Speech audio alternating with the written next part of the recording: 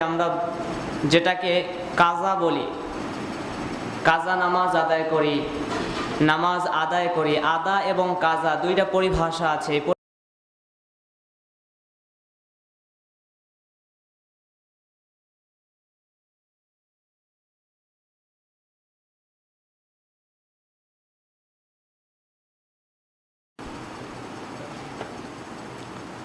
আলহামদুলিল্লাহ আলহামদুলিল্লাহি ওয়া কাফা ওয়া সালামুন আলা ইবাদিহিল্লাযীনা ইসতাফা।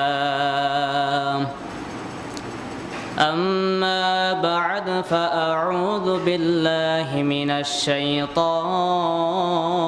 الرجيم.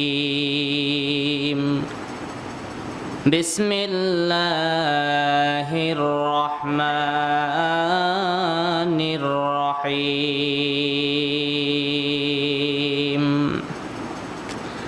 إن الصلاة كانت على المؤمنين كتابا موقوتا. وقال تعالى في شان حبيبه: إن الله وملائكته يصلون على النبي يا أيها الذين آمنوا صلوا عليه وسلموا تسليما.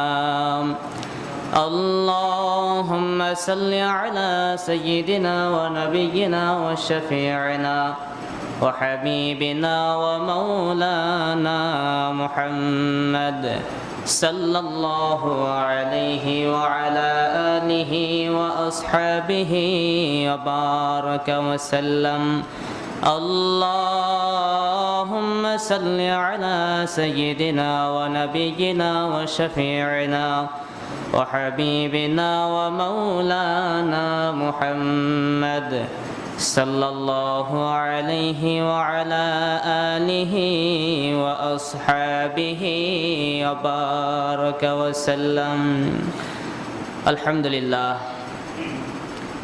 আল্লাহ সুবহানাহু ওয়া তাআলার দরবারে লাখো কোটি শুকরিয়া যে মহান রব্বে করিম আপনাদেরকে আমাকে হায়াতে তৈয়বা দান করার পরে আল্লাহ পাকের ঘরে আসার এবং বসার তৌফিক এনায়েত করেছেন। এজন্য শুকরিয়া আদায় করি, বলি আলহামদুলিল্লাহ। আল্লাহ সুবহানাহু ওয়া তাআলা পবিত্র কোরআনে পাকের মধ্যে বলেন: লা ইন শাকারতুম লা আযীদান্নাকুম ওয়া লা ইন কাফারতুম ইন্না আযাবী লাশাদীদ। যারা নাকি আমার নিয়ামত পাওয়ার পরে নিয়ামতের শুকরিয়া আদায় করে, আমি আল্লাহ তাআলা ওই সমস্ত বান্দাবান্দীদেরকে নিয়ামত আরো বহু গুণে বৃদ্ধি করে দেই। আর যারা নাকি নিয়ামত পাওয়ার পরে নিয়ামতের শুকরিয়া আদায় করে না, আমি আল্লাহ সুবহানাহু ওয়া তাআলা ওই সমস্ত বান্দাদের থেকে নিয়ামত দেয়া তো দূরের কথা, নিয়ামত যাও দিয়েছি তাও ছিনিয়ে নিয়ে যায়। তো আল্লাহ তাআলা আপনাদেরকে আমাকে ভালোবেসে মোহাব্বত করে সুস্থ রেখে আল্লাহ তাআলার ঘরে হাজিরা দেওয়ার তৌফিক দিয়েছেন। এজন্য শুকরিয়া আদায় করে আরো একবার পড়ি আলহামদুলিল্লাহ। পবিত্র কোরআনে কারীম থেকে সূরা নিসার 103 নম্বর আয়াত আমি তেলাওয়াত করেছি। ইন্নাস সালাতা কানাত আলাল মুমিনিনা কিতাবাম মাওকুতা। আল্লাহ সুবহানাহু ওয়া তাআলা বলেন, অবশ্যই মুমিনদের জন্য নামাজকে নির্ধারিত সময়ের মধ্যেই ফরজ করা হয়েছে। মুমিনদের জন্য আল্লাহ তাআলা নামাজ ফরজ করেছেন কখন? ওয়াক্তের মধ্যে, ওয়াক্তের বাহিরে নয়। যেমন ধরে নেন ফজরের নামাজ সুবহ সাদেক থেকে নিয়ে শুরু করে সূর্য উদয়ের আগ পর্যন্ত হচ্ছে পড়া ফরজ। এই সময়ের মধ্যেই আপনাকে ফজরের নামাজ পড়তে হবে। ফজরের নামাজটা এই ওয়াক্তের ভিতরেই আপনার জন্য আল্লাহ তাআলা ফরজ করে দিয়েছেন, এর বাহিরে নয়। ফজরের নামাজ আপনি যদি জোহরের সময় দুপুরে পড়েন তাহলে হবে? জোহরের সময় তো আপনার জন্য আল্লাহ ফজরের ফরজ নামাজ ফরজ করেন নাই। তো এই আয়াত থেকে আমরা জানতে পারলাম আল্লাহ সুবহানাহু ওয়া তাআলা মুমিনদের জন্য নামাজ ফরজ করেছেন নির্ধারিত ওয়াক্তের ভিতরে, ওয়াক্তের বাহিরে নয়।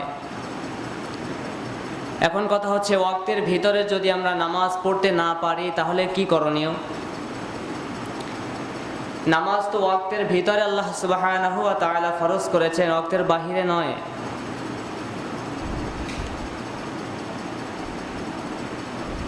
আমাদের সমাজে একটা পরিভাষা আছে, আমরা যেটাকে কাজা বলি। কাজা নামাজ আদায় করি, নামাজ আদায় করি। আদা এবং কাজা দুইটা পরিভাষা আছে, এই পরিভাষা দুটো আমরা সবাই চিনি, জানি। আল্লামা মোল্লা জিয়ন রহমাতুল্লাহি আলাইহি, আমার হাতে যে কিতাবটা দেখতেছেন এই কিতাবের লেখক আল্লামা মোল্লা জিয়ন রহমাতুল্লাহি আলাইহি এই কিতাবের ভিতরে একটা অধ্যায় নিয়ে এসেছেন, বায়ানুল আদা ওয়াল কাযা। আদা এবং কাজা কাকে বলে এর ব্যাখ্যা বিশ্লেষণ নিয়ে তিনি একটা বিশাল অধ্যায় কায়েম করেছেন। আল্লাহ সুবহানাহু ওয়া তাআলার পক্ষ থেকে আদেশকৃত বিষয়গুলি উম্মতের জন্য, এই বান্দাবান্দীদের জন্য পালন করা ওয়াজিব হয়, আবশ্যক হয়, ফরজ হয়। তো আল্লাহ তাআলার পক্ষ থেকে আদেশসূচক বাক্যের মাধ্যমে যেই জিনিস আমাদেরকে ফরজ করা হয়েছে তার দুটো হুকুম হয়। কয়টা হুকুম ভাই? দুইটা হুকুম। একটা হচ্ছে আদা আর একটা হচ্ছে কাজা। একটার নাম আদা আর একটার নাম কি? কাজা। আমাদের সমাজের কিছু স্কলার আছে যারা ইউটিউবে যারা বিভিন্ন ধরনের ডক্টরেট ডিগ্রি ধারণ করে করে তারা লেকচার দিয়ে যাচ্ছেন।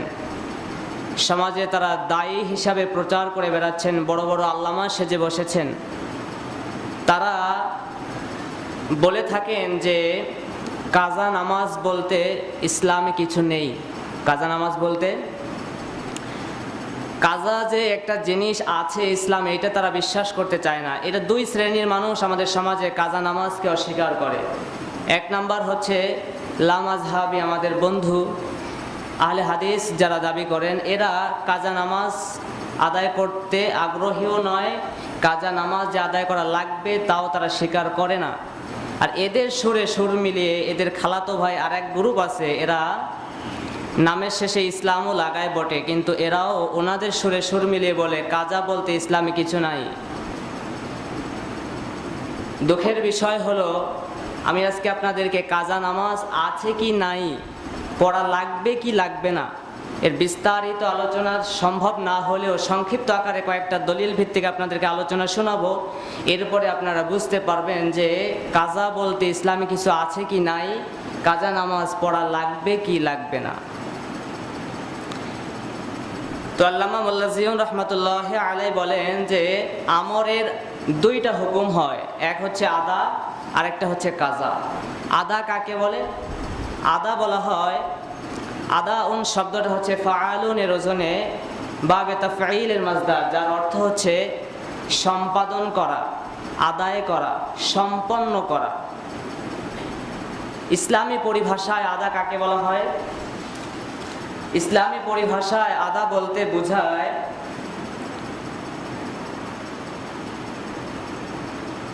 আল্লামা ফখরুল ইসলাম বাজদবী রহমাতুল্লাহি আলাইহি তিনি বলেন, আল আদা ও হুয়া তাসলিমু নাফসিল ওয়াজিবি বিল আমরি, যে আদেশসূচক বাক্যের মাধ্যমে যা ওয়াজিব হয় সেই ওয়াজিবকৃত জিনিসগুলি হুবহু আদায় করে দেওয়া, সম্পাদন করে দেওয়া, সম্পন্ন করে দেওয়ার নাম হচ্ছে আদা।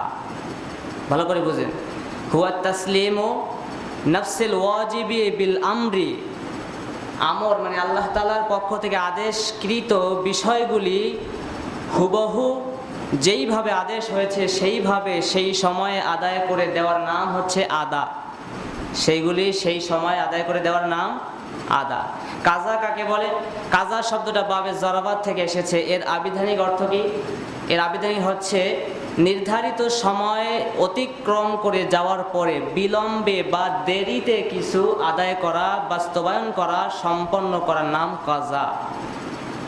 সময় অতিক্রম করে পার হয়ে গেছে, একটু দেরিতে বা বিলম্বে আল্লাহ তাআলার পক্ষ থেকে আদেশকৃত বিষয়টাকে, জিনিসটাকে একটু বিলম্বে সম্পন্ন করার নাম কি?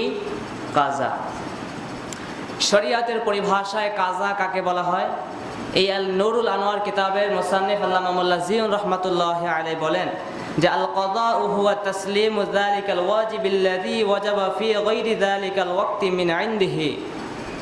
আল্লাহ তাআলার পক্ষ থেকে যেই জিনিস যেই সময়ে আমাদের উপরে ওয়াজিব করা হয়েছে, আদেশ করা হয়েছে, সেই জিনিসগুলি সেই সময়ের মধ্যে আদায় না করে বিলম্বে বা দেরিতে আদায় করা হলে সেটাকে কি বলে?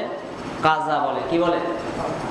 সহজ ভাষায় আমরা বুঝলাম, আদা হচ্ছে যথাসময় আদায় করার নাম, সম্পন্ন করার নাম, আর কাজা হচ্ছে সময় অতিক্রম করে যাওয়ার পরে বিলম্বে বা দেরিতে কিছু আদায় করার নাম হচ্ছে কাজা। এইবার আল্লামা মোল্লা জিয়াউর রহমাতুল্লাহি আলাইহির বক্তব্যের মাধ্যমে আমরা কি বুঝলাম? যে আদা এবং কাজা এই ব্যাপারে ইসলামী পরিভাষায় কিছু একটা আছে, তাই না? আল্লামা মোল্লা জিয়াউর রহমাতুল্লাহি আলাইহির ঘটনা আমরা শুনেছিলাম না গত কয়েক জুম্মা আগে? যিনি এতটা আবেদ ছিলেন, এতটা আল্লাহওয়ালা ছিলেন, এতটা বুজুর্গ মানুষ ছিলেন, যার জানাজার নামাজ যিনি পড়িয়েছেন তারও জীবনে আসরের সুন্নত নামাজও কোনোদিন কাজা হয় নাই। তাহলে যার ইমামত, জানাজার নামাজের ইমামতি করেছে এত বড় একজন বুজুর্গ মানুষ, তাহলে যার জানাজা পড়েছে সেই ব্যক্তি কত বড় মাপের বুজুর্গ। সেই ব্যক্তির মতো মানুষ তিনি বলতেছেন যে আদা এবং কাজা নামের পরিভাষা ইসলামে ব্যবহার আছে, কিন্তু বর্তমানে আমাদের দেশে যেই বক্তা বের হয়েছে, আলোচকরা বের হয়েছে, ইউটিউব মৌলবীরা বের হয়েছে, তারা যে বলতেছে কাজা নামাজ বলতে ইসলামে কিছু নাই। এখন এই যুগ শ্রেষ্ঠ মুহাদ্দিস আল্লাহওয়ালা বুজুর্গ মানুষের কথা মানবো নাকি বর্তমান ইউটিউব বক্তাদের কথা মানবো? আর এই জাতির এতটা বিবেকহীন হয়েছে, মানুষকে চেনা নাই, জানা নাই। ইউটিউবে যে যখন ভাইরাল হয় তার পিছনে সবাই ছোটে, বড় বড় আল্লামার ডিগ্রি লাগানো আছে, কি বলে সেটা দেখার বিষয় মনে করে না। কে বলেছে? অমুক আল্লামা সাহেব বলেছে, দৌড়াও তার পিছনে, সব সিরিয়াল দিয়ে তার পিছনে দৌড়াচ্ছে। সে ভুল বলতেছে না সঠিক বলতেছে, এই যাচাই বাছাই করা এই জাতি বুঝে না।